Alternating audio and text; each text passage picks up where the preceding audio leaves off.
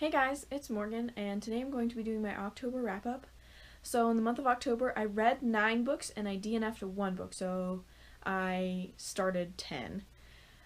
So I'm going to start with the ones I liked the least to the ones I liked the most. So the book that I DNF'd this month, I don't have it anymore. It's called The Prophecy of the Sisters by Michelle Zink. So there's a picture.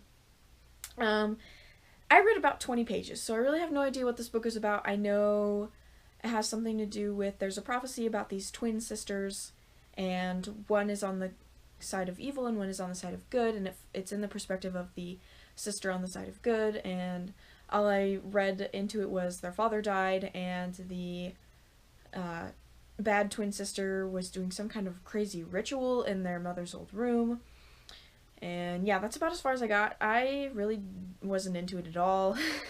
I only read 20 pages, but I wasn't feeling it. So I don't have that book anymore. I actually got rid of it. And then the next book I read that I also didn't like, I don't have anymore. It's called One of the Boys by Daniel Magriel. So this book is about these two brothers who move with their dad to Texas, I believe. Their mother loses custody of them. And so it's in the perspective of the younger brother, who's 12, and it just follows them after they move with their dad, and they find out that he is addicted to drugs, many different types of drugs, and then he starts to become abusive. And I really didn't like it. It was really confusing. There was several times where there was a flashback, and I wouldn't realize that we were not talking about the past anymore. We were back in the present, and I was super confused. It just didn't make any sense to me sometimes.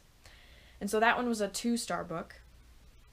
Let's see, the next book I did read, which I don't have again, is The Hooded Man by Jay Bennett. I've read this book before, and I liked it, and I reread it, and I really did not like it. I gave it 2 stars also. It's about this group of friends, and it follows one of the friends, Corey, and their friend dies. It was an accident. He fell off a roof, and he fell, and he died. And then one day, this hooded man starts coming after him and his friends, and this hooded man kills one friend at a time, saving Corey for last because Corey was not to blame, but he could have it could have been prevented, and so a lot of people blame Corey. And so yeah, it was good. The story was interesting. The twist at the end was good, but the dialogue was I don't know why, but it was very repetitive. Like, sometimes the person would just say the same thing twice, and they'd have a whole conversation where pretty much everything was said twice, and it was really annoying, and it was really weird, and I almost didn't finish the book. That one was also a 2-star book because of the twist at the end. It was awesome. So I have this policy that if I give a book 2 stars or less, I get rid of it, because I definitely didn't like it. I'm not going to read it again. It's just going to take up space on my shelf, which I don't have any extra space anyway. And so that's why all these first books I don't have anymore, because they're gone. I got rid of them last week. And then my last 2-star book I still have because it's a library book. I can't donate this. It's Coraline by Neil Gaiman. This is the second time I've said this in my life, and it's the second time in 2 months that I've said this, but I like the movie better. And I feel horrible because under my sweatshirt I'm wearing my t-shirt that says the book was better. Mostly because my favorite character isn't in the book, and he's in the movie. It's YB, and so yeah, that was a downer for me. But anyway, it follows this girl named Coraline. She moves with her mother and father to this place called the Pink Palace. They move, I believe they're in England, or London, which is in England, I guess. But anyway, she ends up finding this door when she's exploring the house, and her mother opens it up and there's bricks. Like, when they divided the house, they sealed the door. And so then one night, the door doesn't have bricks behind it. There's a passageway, and she goes through this passageway and meets her other mother and her other father. And so it follows her, and she finds out some bad things about her other mother and her other father, and it gets kind of creepy and dangerous, and it was alright, I guess. I just didn't really like it. It wasn't fantastic. There was a lot of things that were changed. I feel like the events that happened really fast in the book, and the movie took more time to kind of develop into it, and I feel like it was too fast in the book. It didn't make sense to me that it would happen like that. So that's another reason I didn't really like it, but yeah. So now we are on to my 3-star books, which I only have 3 of. But the first one is Perennials by Bryce Gibson. So this is a Kindle book, so I do have this book. It's just a Kindle book. It's about this kid named Dusty, and he lives in this small town, and there's a house that's nearby his house. It's their nearest neighbor, but it's like a half a mile away. And a new family moves in, and they have a daughter who's the same age as him, and they kind of end up becoming friends, and they find out about this old ghost story, historical story that has to do with their town about this family. They had a daughter, and their daughter fell in love with this really poor guy, and their family's very rich, and they did not want her to marry this guy because he was so poor.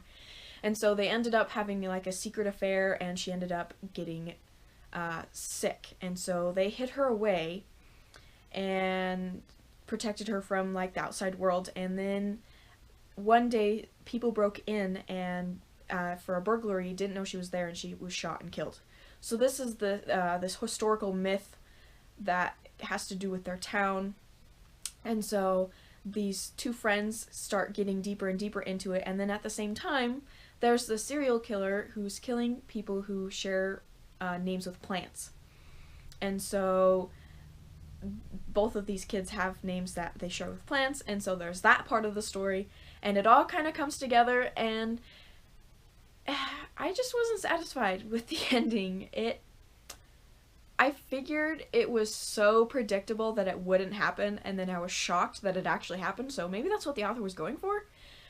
But yeah, I didn't like it. I wasn't very satisfied with how it ended, and the climax was like 3 pages. Like, all the action stuff happened in like 3 pages, and it didn't go into detail, and yeah, it just happened really fast, and then it was over. And so I didn't really like it a whole lot. But the story and the tying in of the historical story, that was kind of cool. So that one was a 3-star book.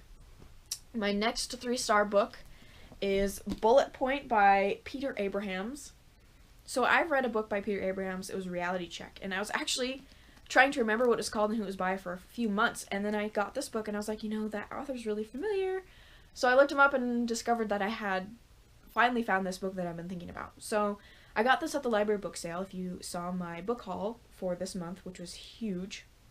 This book follows a kid named Wyatt, and he lives with his mother, his stepfather, and his half-sister. And the school he's going to, he's a sophomore at, the baseball program gets cut. All the sports programs get cut because of the economy. And so it's this little town, and his coach tells him that if he moves to this city that's like 200-something miles away, Silver City, it's a bigger city, they're not likely to cut the team because their economy's a little bit better. He ends up helping him. He's like, hey, I'll help you out, I'll get you transferred over there so you can still play baseball because he's really good. And then he later finds out that his friend's father had the same idea and got to it first, and this school will only allow 1 sports transfer. So he goes anyway, so that way next year he's a resident and he can just join the baseball team. Well, he ends up finding out some things about his biological father, who he'd never met, really didn't know anything about, and he was in prison because there was a burglary that ended in a death and an infant being shot. And so his father was put in prison for life, and he ends up finding some things out that makes him suspect that his father is actually innocent. And so it follows him and this new friend that he makes trying to figure out how to prove his father's innocence. And so it was really good. The ending was crazy. It was kind of predictable, but it was still kind of crazy. Like, a lot of things happened. And it was sad, kind of, but it was good. I gave it 3 stars. And the last 3-star book I have is More Than This by Patrick Ness. So, this was a hard book to read for me. His Chaos Walking series is my absolute favorite all-time series ever. And I was so excited to finally get another Patrick Ness book. I was like, yes, I'm going to read this, I'm going to love it. And I didn't really love it that much. It follows this kid named Seth who dies and wakes up alone in his old house from his childhood that they had moved away from. They'd actually moved to a new continent. They moved from England to America. And so he wakes up in this house and he's alone. There's no people. There's like hardly any animals. He doesn't know what's going on. He doesn't know if he's in hell, if he's in a coma, and he's just imagining all this stuff. Yeah, it's crazy. He's trying to figure it out. And so I got about halfway through. I read it really quickly. I read it in probably 2 days, about 250 pages. And then I just didn't get into it. I mean, I read a lot really fast, but I wasn't super into it, and so I put it down for about a week, and then I decided, I'm gonna give it a try. I'm gonna finish it. Maybe the ending is gonna be awesome. And so I continued reading. I finished it in a day, the last 200 or so pages, and it was good. It didn't unfold the way I expected. It was definitely different, and for that reason it got 3 stars, because it was so different and it was just an incredible story. I probably would have given it 2 stars if it weren't for how awesome the story was, because I really didn't enjoy the writing. I don't know why. It's Patrick Ness, and I've read his books before, so I don't know. But I gave this 3 stars. And then I have 2 books that I gave 4 stars this month. I've got Hold Me Closer, Necromancer by Lish McBride. This is one of my favorite books. It's about this kid who discovers that he's a necromancer, and he finds out that there's like witches and werewolves and all these supernatural creatures, and then he ends up running into another necromancer who is a very bad person, and he wants to kind of recruit him to be his own little minion, or whatever you want to call it, and he ends up getting kidnapped, and lots of crazy things happen, and it's just a good book. It's just a supernatural book. There is a sequel to it. I believe it's a duology that I have read a few times, but I've read this book like 6 times. It's really good. I like the magic. I've never read a book that had a necromancer in it, and especially a good guy who is a necromancer, because you think necromancer, you think, oh, it's an evil sorcerer who raises the dead, and he's a good guy, so I like that part of it, but it was good. I gave it 4 stars. And the other book that I gave 4 stars to was Ninth Grade Slays by Heather Brewer. This is the second book in the Chronicles of Vladimir Todd series. There's 5. This follows a kid who's half vampire, half human.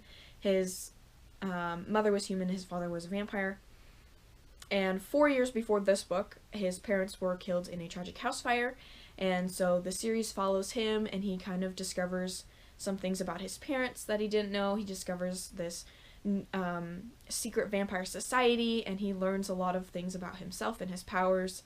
And it's really good. I really like this series. I've read the first 4 books before, and I never read the 5th, so I'm rereading it to read the 5th because I want to know how it ends, and it was really good. There's also a sequel, like a companion series that goes with this, that has a character in it. The main character in that series is a supporting character, and he starts in this book. So it's really interesting. That one's called The Slayer Chronicles, I believe. So this one's about a vampire, and the other series is about a slayer. So it's kind of cool. I kind of want to read the other series. I do have the first book, but yeah, 4 stars. And then the last book, I gave 5 stars. It's my new favorite book. And let me just say, I've never read a contemporary before, I'm pretty sure. And this was my first one that I was like, okay, I'm gonna give it a try. It sounds good. I hope I like it. If I do, I'll read more contemporary. And so I read Eliza and Her Monsters by Francesca Zappia. This is my new favorite book. It was amazing. I read this book in 2 days. And it's kind of a big book. It's almost 400 pages.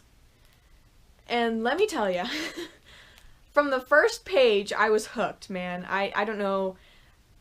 It was just amazing. It was probably the writing. It was just, I couldn't get enough. And of course, if you have read this book, you know what part I'm talking about. There's 2 parts where I was bawling my eyes out. And I was like, it was like 2 o'clock in the morning, and I'm just bawling my eyes out trying to finish this book, and it is the most amazing book ever. I love it so much. So much. I have to own this book. This is a library book. and I need to own it. So this book follows Eliza, who is an author of an online web comic, and she's extremely famous, but she has a pen name. She goes by Lady Constellation, and millions of people read this webcomic that she has. And one day, a boy comes and in the middle of the school year moves into her school, and she finds out that he is the most popular fan fiction writer of her webcomic. And so she knows who he is, but he doesn't know who she is. And so they become friends, and they kind of become more than friends, and it just follows them